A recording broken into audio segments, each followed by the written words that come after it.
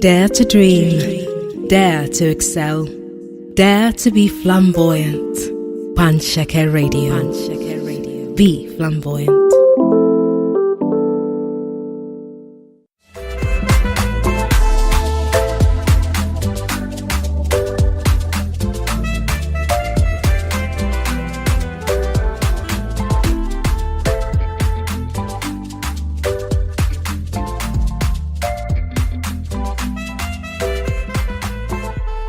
Okay, knock knock. Welcome. This is TMI, this marriage issue. Now, there are several things that could happen positively, negatively, and some even hiding around in the shadows between black, white, and grey in any marital relationship. Now, before you start thinking, oh, this is for married people alone and I don't need to listen to it, hey, you're someday going to be married, or maybe you've been married or something, or you know someone who's married. I mean, I'm definitely positively sure that you know at least one person who's in a marriage or who's about to get married. So listening to the show is a duty that you owe to yourself and to that person, so you just go ahead and listen. I am Olufisayomi Awuwade, and I have got one of the most informed people on the subject of marriage on the show with me. Do you want to say hello, madam? Hello, everyone. It's Tobi. My name is Tobi Alatise Ajibodu. Let me say that properly again, because I always come up with Tobi. But it is Tobi Alatise Ajibodu. And informed. I love my intro. Thank you, Fisaya. That's fantastic. Well, you are informed, aren't you? Well, if you want to put it that way, yeah. But yeah, so far so good. Yes, you've been married for how many years now? Oh gosh, 12. There you go. Enough time to go to primary school and secondary school. So we'll take it that you've gone to the primary and the secondary arms of this institution that is marriage, right? So you can share some insight. Wonderful. Okay, so I started talking about how there are several issues that can arise positively, negatively, and in between in a marriage, because no relationship is perfect and none is problem-free all the time. We would want for them to be problem-free all the time, but it doesn't work that way. It takes a lot of work to be married. It takes commitment, and from time to time, each partner has to reevaluate the way they communicate, the things that they expect in the marriage, and what they both need to work on. So starting this edition of the shows on Pancheke Radio, which we call This Marriage Issue, aka TMI, we're going to be looking at 10 of the most common issues in a marriage. We're going to break it into two. Take 5 of those issues, and then we'll continue with the other 5. Of course, as I said, there are as many issues as there are married couples all over the world, but we'll take a look at some of the most common ones. Starting, Tobi, with boundary problems, right?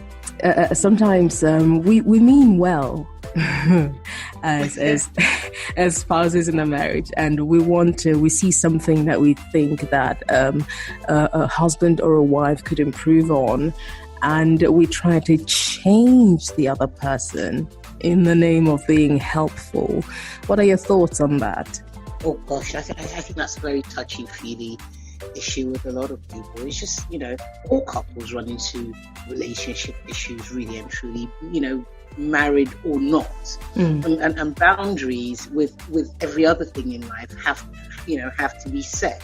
So for me, it has its positives and its negatives, like everything. So it's just trying to find that balance, if that's the word we're looking for, to make sure we're not overdoing or underdoing anything, and making sure everything has that balance. So yeah, with boundary problems, it's something I think everyone needs to sort of it's an individual thing to figure out. So it's about figuring out where these boundaries are and the best way to go about it. In my very short experience in this marriage issue thing, that boundary point is the place where a lot of things go wrong, because boundaries are relative, as you rightly pointed out. What I would consider to be my boundary, where, my threshold for allowing someone to try and change me, is very different from my husband's threshold, for instance. And my husband wants to say, yes, you like your hair short, but I like it only so short. But I'm here saying it's my head, it's my hair, and I want it this short. Do you see where I'm trying to go with this? So how do you resolve that in a marriage? It's that word change. I think it's the words we use and the way we try and place those words. Mm-hmm. Change, find that, do that. It's not so much as I think it's the way we look at things, and it's more to do with trying to find, like I said initially, that right balance. Mm-hmm. There's the hair thing, like you rightly mentioned. It doesn't mean shave. Hopefully not. But it's finding that even balance around what can you do to make sure he's happy and you're in a comfortable place. Because obviously, like I said, with marriage and most relationships, you're evolving to the next level. Mm-hmm. From being that person, just you, and dealing with just you, and moving to sharing you with another person. And it evolves along the way, because after marriage, in quote, comes to children or sharing yourselves. Personal space, with another individual. So it's finding that compromise and saying, okay, how can we work around this and make it work for both of us? So that word it's the context in which the word used and placed. I think people place more emphasis on the words than the actual situation. And that's where a lot of the problems come in. Beautiful. Apparently, where they both want the marriage to work, where they both consciously decide that they want to be happy in the marriage, they have to find that balance that you mentioned for what works for both of them. Okay, how about, this one. Oh gosh, talking. Say that and it's like, ooh. Oh yes, talking. What would you say is the difference between talking and communicating? Oh gosh. Yes. C word. That's a huge one. How do I relationship, talking, communication?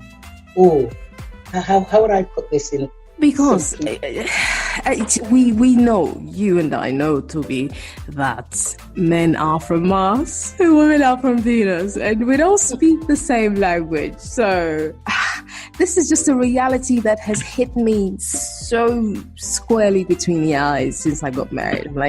I used to think that I could communicate, but I would be saying something and I would be absolutely sure that this is what I mean, and I'm certain that this is the message that has been passed. But when it comes back at me, it is entirely different. People go to university to study communication, right? So, in a marriage, thinking you can communicate just like that, oh gosh, you must be a genius. Communication, talking, two different words entirely. Communication is understanding what the other person is talking about, understanding what the other person is trying to say, and actually, trying to, you might not agree with it, but you understand what they're talking about. Right. Yeah. Talking is just babbling, to be honest with you. I can't change that. There's no fancy way of putting that. But with marriage, it's a bit of both, because you're both coming from two different sites, two different lifestyles, and to try and merge that into one is going to take work. Hence the communication. So communication is not something that happens overnight. Talking will lead into communication, because you have to talk about all these things.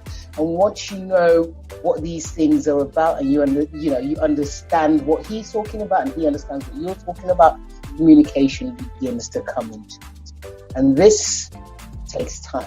So the first few years would be like total chaos, speaking in Dutch and another person speaking Hausa or something, and nobody understands anything, and everybody wants desperately to be understood, and it's not happening. How do you, because as we both agree, and as anybody who's been married for 2 minutes would agree, it takes a while to understand the language of your partner and to know where to, as we said before, find the balance. So between the I do and the I understand you, how do they stay together? How do married people stay together? Talking. But they don't understand what they're saying. You're still going to have to talk. It's not in Greek, is it? You might not, like I said initially, you might not agree with what they are saying, but you hear it. Communication is, I think, in my words, it's based on understanding each other, right? So even though you don't agree with what he's saying, right, you do understand where he's Hear coming him out. Yeah. So again, that takes up, because at the beginning, I think with a lot of married couples, a lot of marriages, it's all, well, I wanted this and he wanted that. You're all talking, but no one's listening and no one's understanding. Hence why you get the first, like they say, 5 years a bit rocky. 3 to 5 years, right? First 3 to 5 years, quite rocky, because you all have common problems. So, oh, I wanted this and he's not respecting me and he's not doing that, because you're just talking and no one's understanding each other at that point. Yes, don't mean that you don't love each other or nothing like that, or you don't have feelings, but you're not understanding. You're hearing, but you're not understanding. He wants to go out and hang with the boys. Don't mean he loves you any less. Don't mean we just got married 2 minutes ago, and why has he got to hang with the boys? You loved hanging out with me before we got married. And now we're married. Oh, so I'm no longer exciting and entertaining. You see? You are, but I just don't want to be with you 24/7.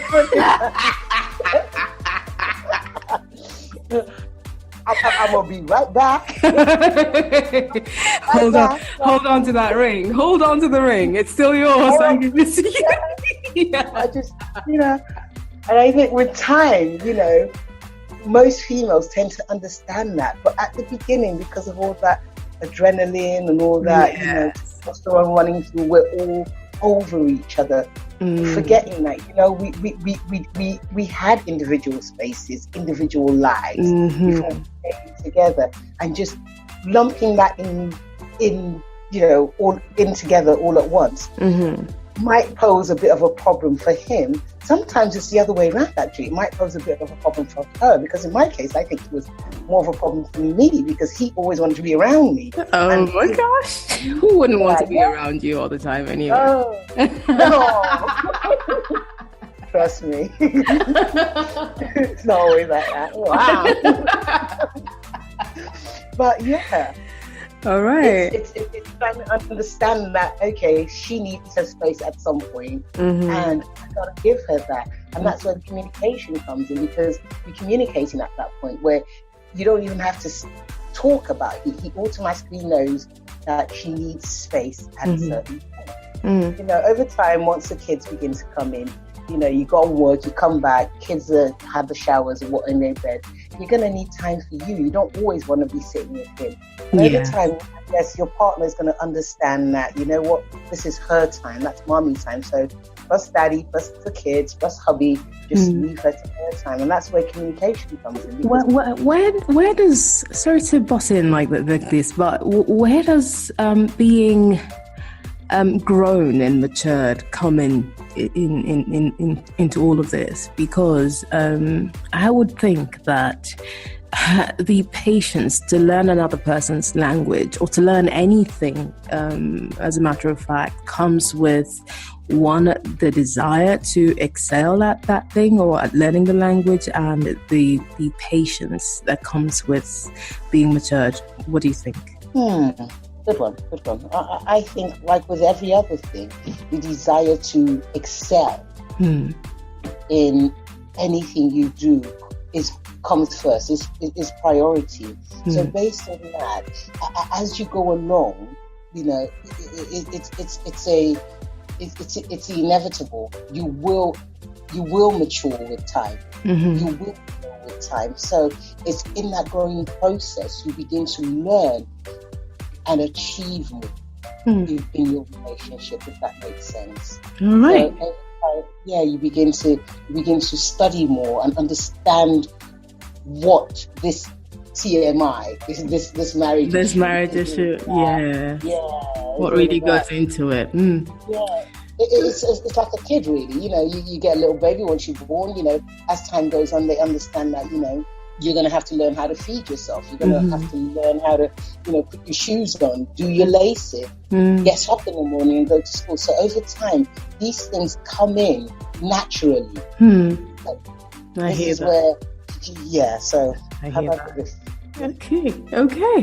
We had to spend some time communicating about communication. Okay, here's another one. Oh dear God, I have witnessed growing up. My father used to just leave us behind and just drive off a lot of times, because our time and his time lived on two different planets. So when two people come together and they have different concepts and notions and ideas of how to manage time, some are tardy, some are always on time, but now they're having to come together and they're feeling so busy and stressed by being pulled in multiple directions: work, family, extended family, relationships, and all of that. How do they begin to navigate being able to find time for being in the marriage, spending quality time together? Life stages, one word. Life stages. Most people do not consider life stages when it comes to relationship. And like every other thing, there's a time to eat, a time to sleep. There is a time for everything, and you have to. If you can plan, if you have a plan of action for work, a plan of action for school, a plan of action for even your family, your extended family, you must have a plan of action for your marriage, hence your life stages. You have to know that. With instances, issues will occur, but you have to work them out in stages and make sure it works out for the benefit of both you and your spouse. Toby, you're sounding like a person would need to go into a marriage with an Excel sheet. I'm just saying, that's what I'm hearing. Like, you have to, do it. Does it work like this? I think it does. It's just... even with work, it's just like you're going into something. So you have to have a business model. So I think the way I'm putting it makes it sound like a business model. But if you don't plan, if you fail to plan, you plan to fail. Yeah. So, like with every other thing in life, you have to plan it. If you're looking to get the best out of your marriage, if you're looking to get the best out of work, you're looking to get the best out of your kids, out of your family, you've got to have a plan of action. Without a plan of action, it's not going to work. So with every other thing, a time for the children, a time for your husband, a time for you, because obviously you're the person in this. And if you don't plan these things, it's just going to end up chaotic, and you're going to sit there 5 years down the line thinking, why didn't I plan it properly? What happened? And that's like what happens with a lot of relationships. Oh, yeah. It's a plan. So, you just got married, and is a plan to have, this is where the communication and the boundaries also step into place. Is the plan to have children in the next 5 years, or in the next 3 years? Spend 2 years together, and then in the third year, start the baby making process, or start the baby making process immediately. So if you don't plan it, and one person's plan is, one person has other ideas in terms of, then conflict and issues begin to seep in. So you've got to plan these things. With mum and dad, it's a planning stage.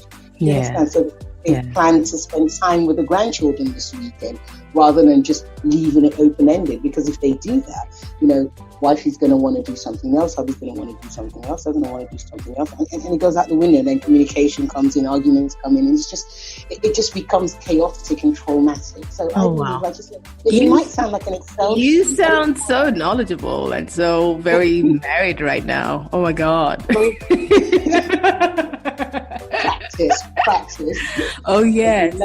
Practice. So in short, it has to be a conscious state of being in the marriage. You have to do it consciously. It's not a passive thing. If you want it to work, then you have to consciously, as you say, and emphasize, plan every aspect of the marriage. Totally.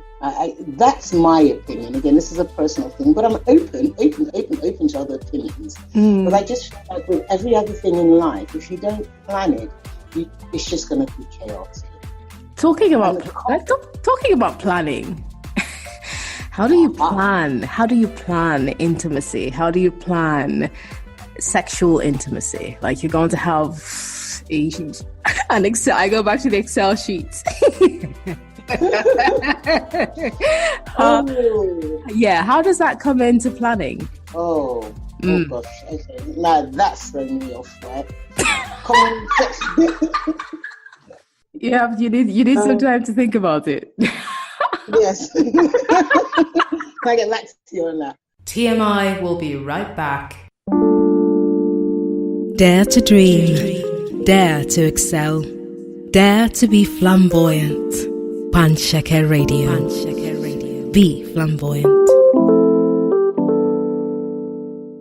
No, you can't plan it. But, like with every other thing, physical intimacy is obviously indispensable in a long-term relationship. I mean, it's there. It's there. You can't run away from it. Now here's where it begins to. I'm trying to bail you out now, giving you time to do a bit of thinking around it.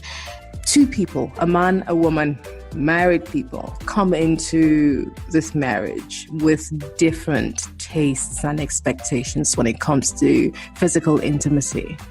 So one person is, as they would say, highly sexed, and another person is not even close to that island at all. This is, by the way, we're talking about the common issues in marriage, and that's why we're examining these issues. So where these, and I don't want you to tell me about compromise and planning and. Why would you do that? So how do these two people find the balance that you mentioned earlier? That's a difficult one. They say physical intimacy can be due to sexual preferences, like you say. Sexual preferences differ. Experiments. That's my word. Right. Experiment and find where the balance is. No, just joking. I'm thinking of Dexter for some wild reason. Just joking. I'm not going to do that. I was like, you said experiment. Just joking. Okay. I think that again is a root cause of problems.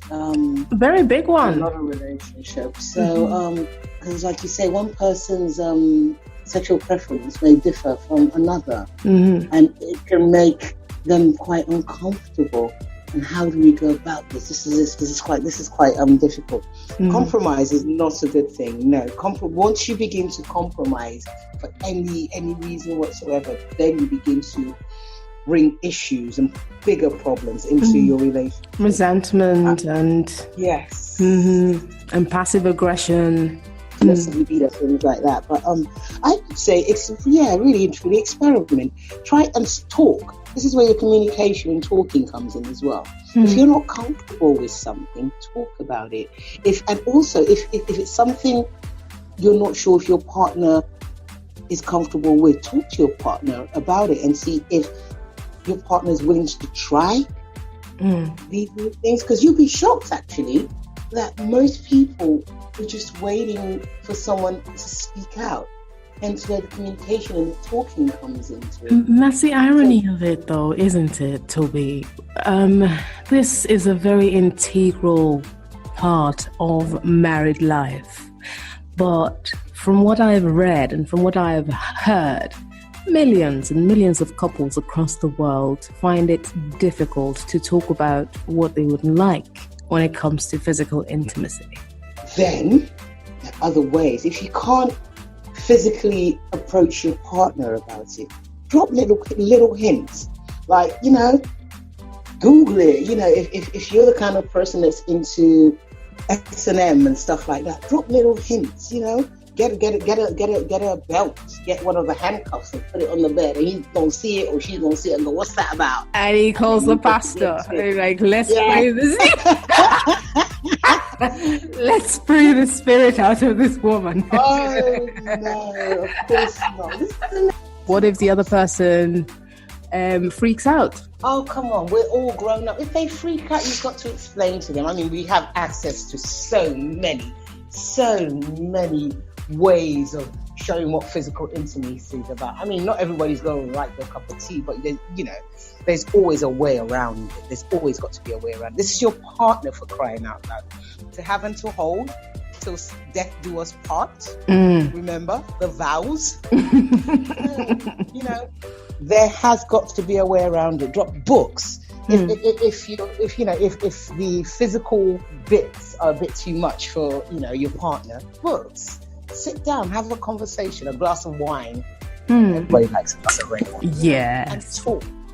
You've always got to be open, because if you can't talk to your partner, then you are going to have a problem, which is where communication is key to your partner. Your partner needs to be able to know you both inside out. When I talk, I'm not talking about physically. I'm talking pun intended. Oh my gosh, stop that.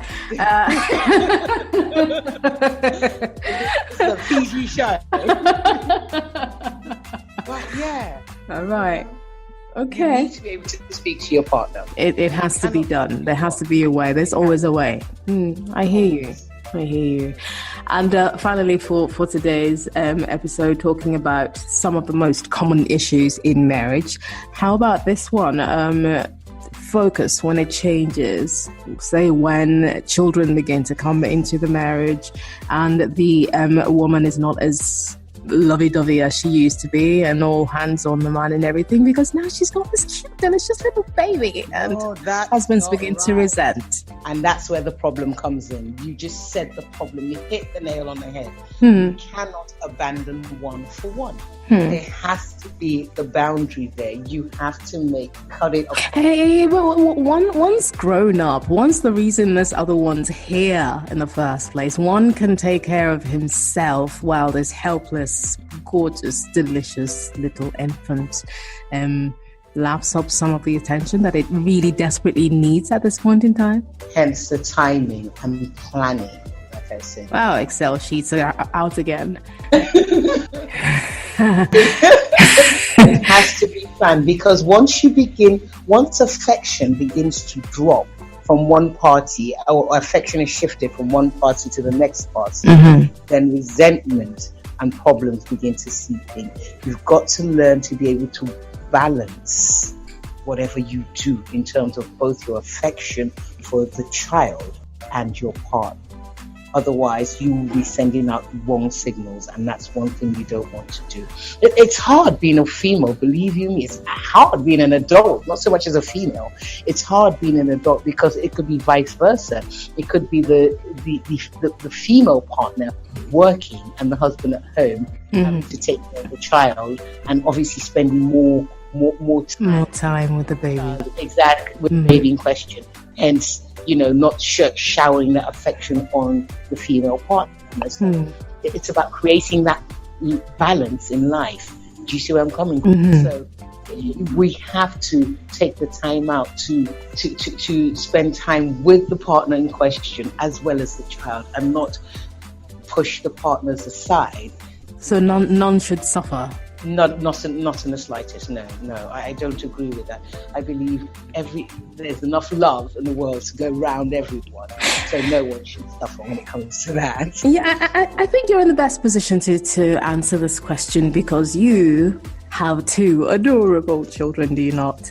Isn't it this thing about maternal instincts and all of that? Does that not kick in for mothers, and this infusion of hormones and this biological thing where you want to shield and protect and nurture? Doesn't that shift without the woman's permission, her focus already by default?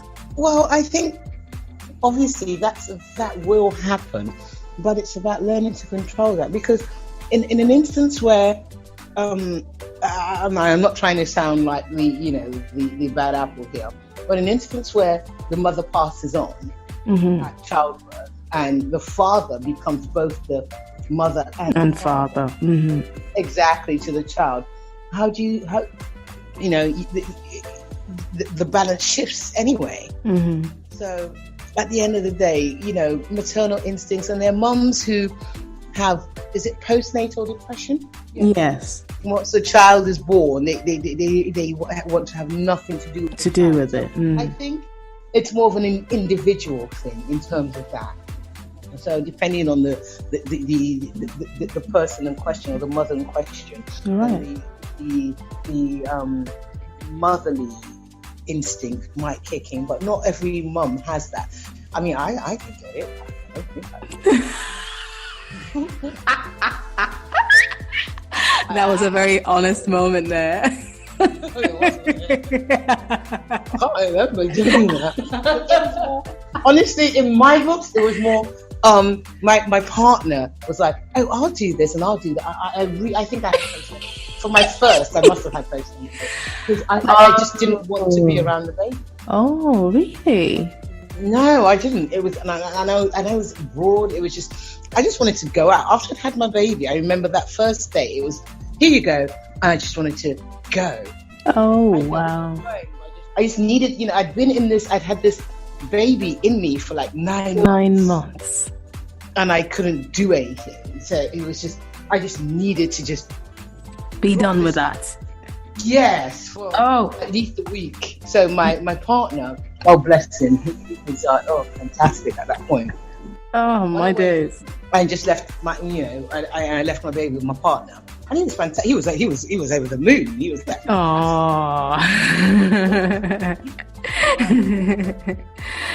oh. Okay, so different strokes then, but lesson is try and manage properly whatever the situation it is that kicks in, and make sure that the marriage itself doesn't suffer. Communication is key. I hear you.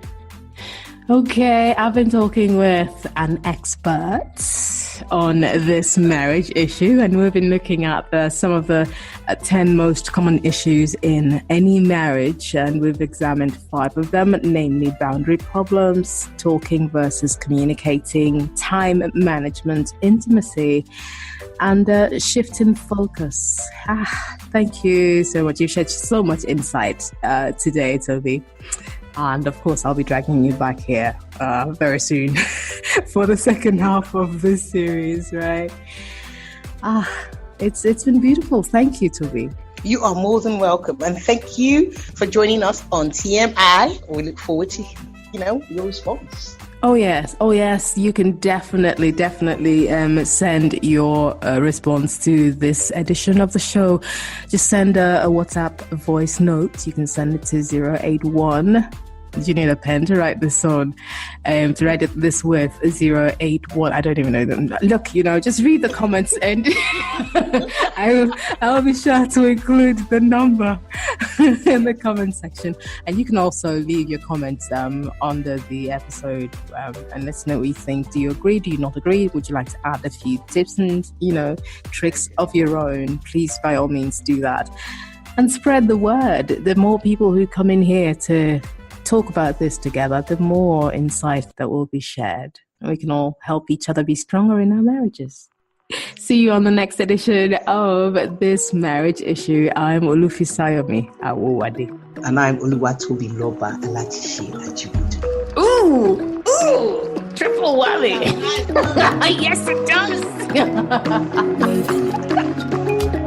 It has been 3 long days, and I never hear you call my name. I go to look my phone for work, hoping that you'll call, yeah. The more I wait, you are drifting away. No, let our love fall down. We must stay afloat, we will never drown. Darling, you mean much more to me, so let us not allow our love fall down. Let it not fall down. No, let our love go to waste. Oh, man, make you stay. No, let our love go to waste.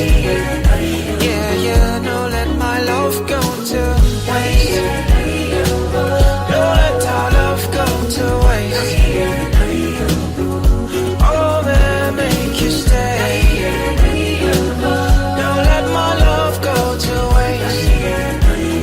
Yeah, no, let our love go to waste.